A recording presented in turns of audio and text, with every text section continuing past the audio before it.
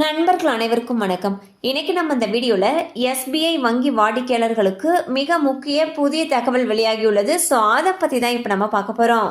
இந்தியாவின் பொதுத்துறை வங்கிகளில் ஒன்றான எஸ்பிஐ வங்கி பொதுமக்களுக்கு பல்வேறு சலுகைகளை வழங்கி வருகிறது. அதில் தனிநபர் கடன், வாகன கடன், வீட்டுக்கடன் போன்ற கடன் வசதிகளையும் வழங்கி வருகிறது. அந்த வகையில் தற்பொழுது எஸ்பிஐ வங்கி 7.5% முதல் 8.95% வரையிலான வட்டி விகிதங்களில் வீட்டு கடன்களை வழங்குகிறது. அதாவது 62.5 பைசா முதல் 74.51 பைசா வரை வீட்டு கடன்களை வழங்குகிறது.